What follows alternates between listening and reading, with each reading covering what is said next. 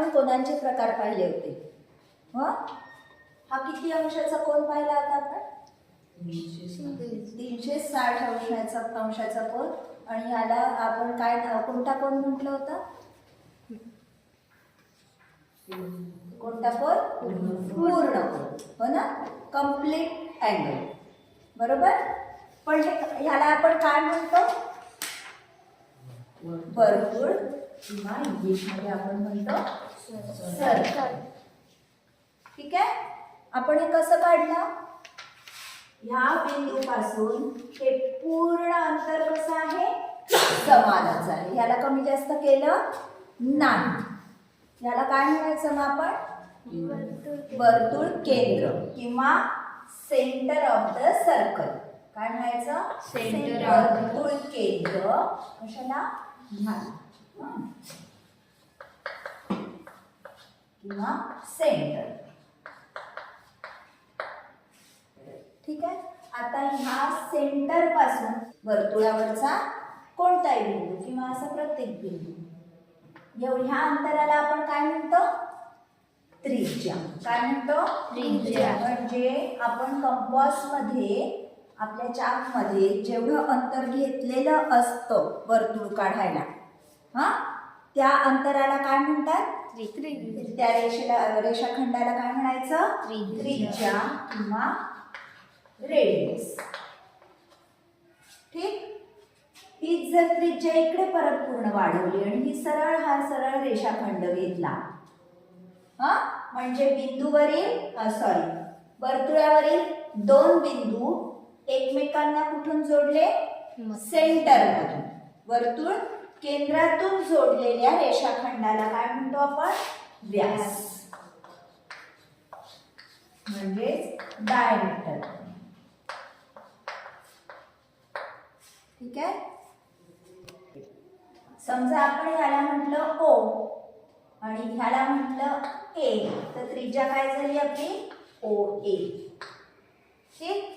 आणि समजा ह्याला म्हटलं P, ह्याला म्हटलं Q, PQ काय झाला? डायमीटर. वर्तुळावरील अशा दोन बिंदूंना जोडणारा रेषाखंड जो कुठून जातो? केंद्रामधून जातो. तर गेला हा PQ केंद्रामधून. हा काय झाला आपला? व्यास. ठीक. आता दुसरे कोणतेही दोन बिंदू घेऊ आपण आणि ते एकमेकांना जोडू. समजा याला नाव देऊ MA. आता हे दोन बिंदू बघा वर्तुळावरचे, वर्तुळावरच आहेत. त्यांना आपण जोडल्यामुळे हा एक रेषाखंड मिळाला आपल्याला. कोणता? रेषाखंड MN. पण हा वर्तुळ केंद्रातून गेलेला आहे का? नाही. ह्या रेषाखंडाला म्हणायचं जीवा. यालाच इंग्लिश मध्ये म्हणतो आपण कॉर्ड. काय नाव देऊ कॉर्डचं? या MN. ठीक आहे. आलं इथपर्यंत लक्षात?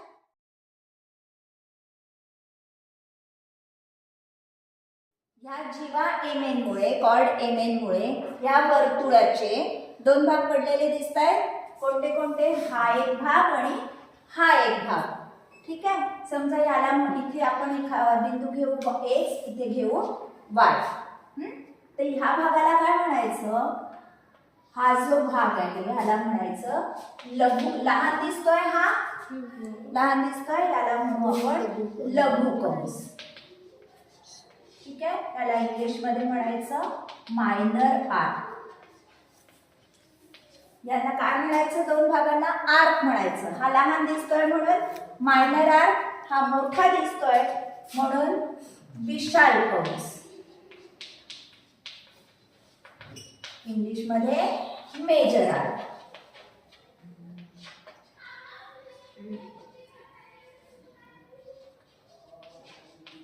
ठीक आहे. याला वाचायचं कसं? Minor arc MXN. कसं वाचायचं? MXN. आणि ह्याला कसं वाचणार? MYN. MYN. ठीक. आता समजा ही जर आपण डायमीटर घेतली, इथे घेऊ. काय हा? व्यास. व्यासामुळे दोन भाग तयार झाले. आता हे कसे दिसत आहेत तुम्हाला? समान दिसतात आहे. बरोबर, दोन समान भाग तयार झाले. ह्याला म्हणायचं अर्धवर्तुळ. अर्धवर्तुळ कंस किंवा याला म्हणू आपण सेमी सर्कल.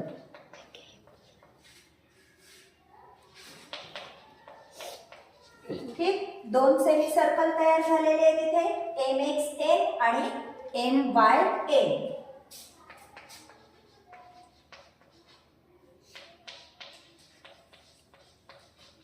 ठीक, इथे आपण वाटल्यास यांची नावं दुसरी घेऊ, P आणि Q घेऊ.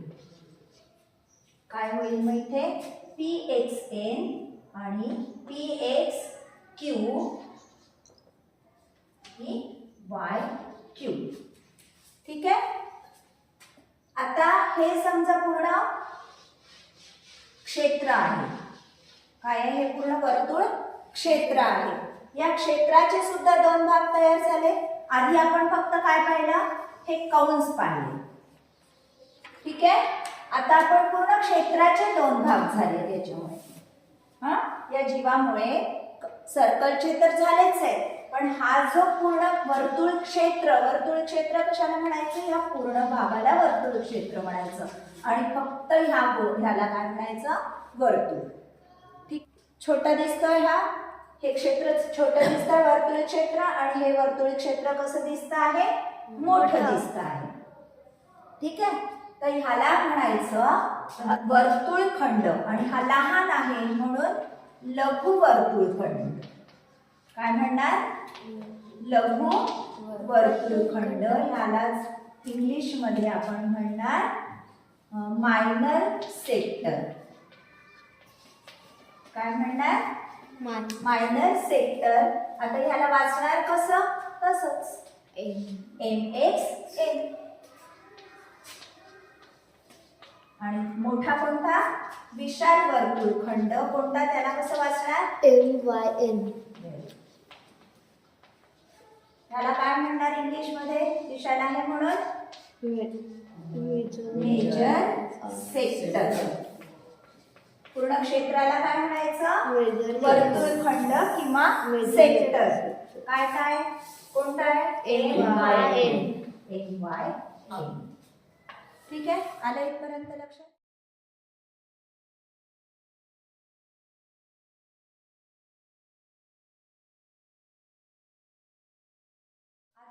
हा एक वर्तुळ घेतला आपण O बिंदू, केंद्रबिंदू असलेला. अशा दोन आपण त्रिज्या काढून याला.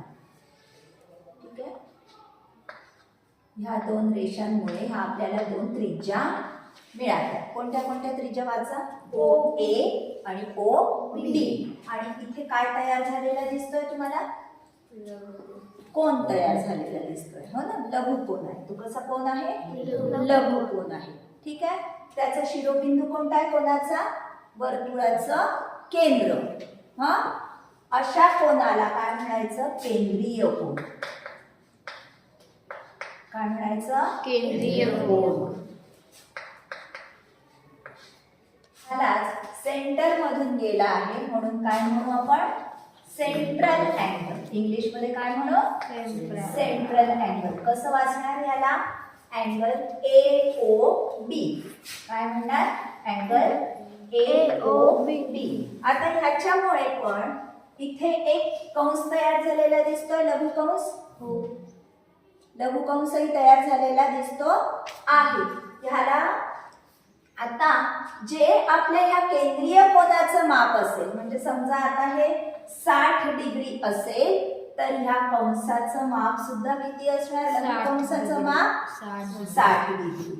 ठीक आहे, AOB जर 60 डिग्री आहे, तर तेवढंच माप कशाचं असतं, लघु कंसाचं असतं. लघु कंसाचे माप बरोबर त्यांनी तयार झालेल्या केंद्रीय कोनाच्या मापा इतके असते. ठीक आहे, केंद्रीय कोनाचे माप हे लक्षात ठेवा. चांगलं काय सांगितलं, ह्या लघु कंसाचे माप त्या बिंदूंनी जोडलेल्या त्रिज्यांमुळे तयार होणाऱ्या केंद्रीय कोनाच्या मापा इतके असते. म्हणजे ह्याचंही किती होईल 60 डिग्री. ठीक आहे. याच्यामुळे परत दुसरा पण कंस तयार झाला या AB मुळे. कोणता कंस म्हणतो आपण त्याला? विशाल कंस. हा, मग विशाल कंसाचं माप काय होणार? एकूण किती असतं? हा बरोबर 300. हा, एकूण किती असतं?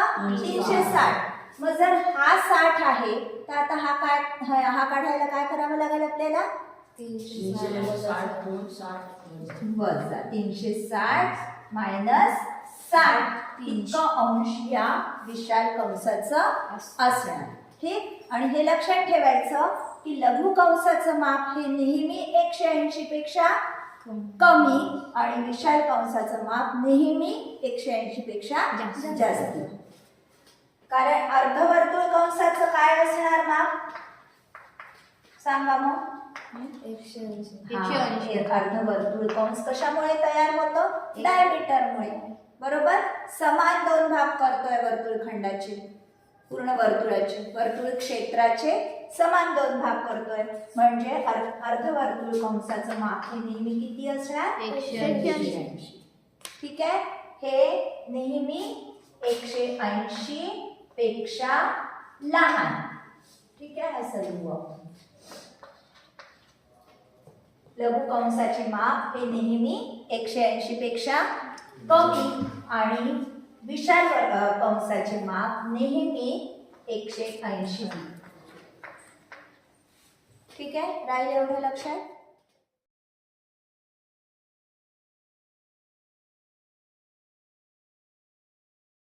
इथे बघा हा एक कोन तयार झालेला दिसतो या दोन जीवांमुळे. ठीक आहे. याला समजा आपण नाव देऊ ABC आणि हे आपलं सेंटर आहे O. ठीक. हा कोन कशावर दिसतो? तिन्ही बिंदू कशावर आहेत या कोनाचे? वर्तुळावर आहे वर्तुळावर. आणि हा बिंदू ABC मध्येच आपल्या वर्तुळ केंद्र सुद्धा येतो आहे. ठीक आहे. अशा कोनाला काय म्हणायचं? आंतरलिखित कोन. काय म्हणणार? आंतरलिखित कोन. काय नाव देऊया आंतरलिखित कोनाचं आपण? Angle ABC. ठीक आहे. आता ह्याच्यामुळे अजून एक हा AC वेगळा झाला. बरोबर. हा एक कंस आहे. या कंसामध्ये दिसतोय हा कोन. हा एक कंस तयार झालाय. बरोबर. किंवा हा कोन कशामध्ये आहे? तर कंस ABC मध्ये आहे असं आपण म्हणू शकतो. बरोबर. आणि ह्या आंतरलिखित कोनामुळे किंवा या ABC ह्या कोनामुळे हा वेगळा केलेला आहे भाग. कोणता? ABC. हा एक वेगळा कंस तयार झालेला आहे. ह्याला काय म्हणणार आपण? आंतरखंडित. ह्याला वेगळं केलं ना. ह्या ABC या कोनाने ह्याला काय केलं? वेगळं केलं वर्तुळ क्षेत्रापासून. ह्याला म्हणणार आपण आंतरखंडित कंस. आंतरखंडित कंस. याचं ABC. ठीक आहे. आलं लक्षात दोन्ही? आंतरलिखित कोन म्हणजे काय आणि आंतरखंडित कंस म्हणजे काय? आंतरलिखित कोनानी वेगळा केलेला जो वर्तुळाचा भाग आहे त्याला म्हणायचं आंतरखंडित कंस. आता ह्याचं माप किती असेल? या कंसाचं माप बघा. आता इथे जर आपण इथून जर आपण केंद्रीय कोन काढला तर आपण पाहिलं जे ह्या केंद्रीय कोनाचं माप आहे ते ह्या कंस ADCचं माप आहे. बरोबर. समजा आपण समजा हे 80 असेल. अँगल AOBचं माप समजा किती असेल? 80 असेल. तर तुम्हाला माहिती आहे या कंसाचं माप सुद्धा किती डिग्री असणार? 80 अंश असणार. 80 डिग्री असणार. बरोबर. आता बघू या आंतरलिखित कोन आणि आंतरखंडित कंस मधला मध्ये काय संबंध आहे. आता हे बघा तुम्ही. समजा आपण ह्या त्रिज्या काढल्या आणि इथे केंद्रीय कोन तयार केला. तुम्हाला हे माहिती आहे या केंद्रीय कोनाचं माप मापाबरोबरच हा कंस, या कंसाचं माप असतात, त्याचं आपण पाहिलं. समजा याला आपण 80 घेतलं तर हे कंसाचं माप काय होईल? एडीसीचं माप आहे किती होणार? 80 डिग्री. ठीक आहे. आणि ह्याचं माप असतं ह्या कंसाच्या अर्ध. ठीक आहे. म्हणजे ह्या दोन मधला काय संबंध आहे? आंतरलिखित कोन बरोबर आंतरलिखित कोनाचं माप बरोबर हा कशाचं माप? आंतरखंडित कंस. आंतरखंडित कंस.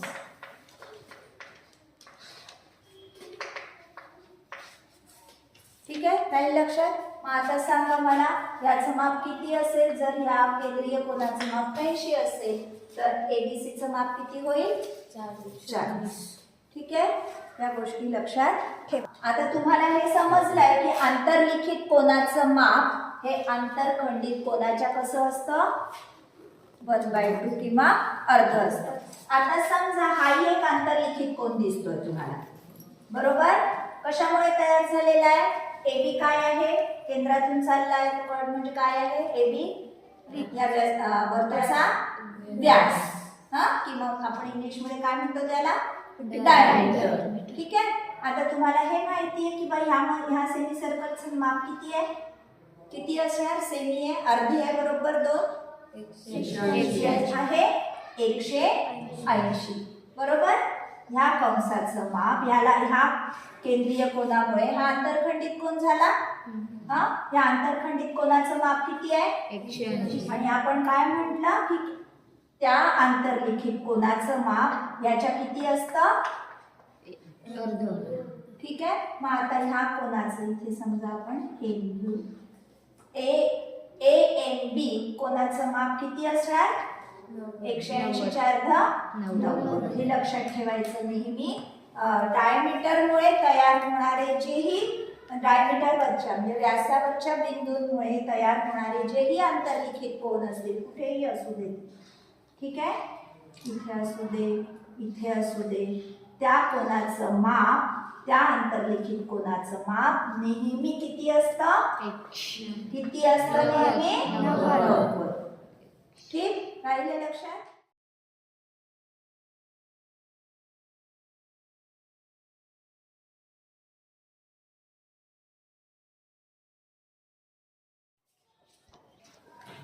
आता ह्या वर्तुळावरचे हे 4 बिंदू आहेत. समजा A, B, C, D. ठीक. ते एकमेकांना जोडले तर काय मिळाला रे आपल्याला? एक काय मिळाला? हा एक काय आहे? चौकोन ABCD. आणि ह्या चौकोनाचे 4ही बिंदू कसे आहेत? कशावर आहे? वर्तुळावर आहे. म्हणून ह्या चौकोनाला कोणता चौकोन म्हणायचा? चक्रीय चौकोन. काय म्हणायचं या चौकोनाला? चक्रीय चौकोन. आणि तुम्हाला हे माहिती आहे चौकोनांच्या 4ही कोनांची बेरीज ही किती असते? नेहमी 360. बरोबर. तर हे जे समोरचे कोन असतात, हा, एकमेकांचे सम्मुख कोन, काय लक्षात ठेवायचं तुम्ही ह्याच्यातलं? चक्रीय चौकोनामध्ये कधी पण एकमेकांचे सम्मुख कोनांची बेरीज म्हणजे आता समजा हा अँगल घेतला, मेजर अँगल BAD अधिक त्याचा सम्मुख कोन कोणता? समोरचा कोन कोणता? BCD. ह्याची बेरीज नेहमी किती असते? 180.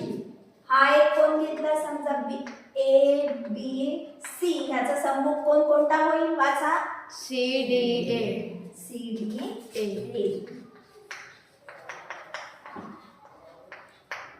किती असेल त्यांची बेरीज? 180. कसे आहेत ते दोन एकमेकांचे सम्मुख कोन? हा, काय लक्षात ठेवा तुम्ही? सम्मुख कोनांची बेरीज ही नेहमी किती असते? 180 असते. ठीक. आलं लक्षात?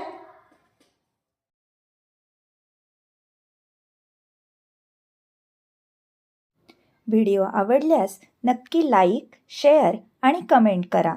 आणि हो, सबस्क्राईब केलं नसेल तर अवश्य सबस्क्राईब करा, म्हणजे मी नवीन अपलोड केलेल्या व्हिडिओजचे तुम्हाला नोटिफिकेशन्स मिळतील. धन्यवाद.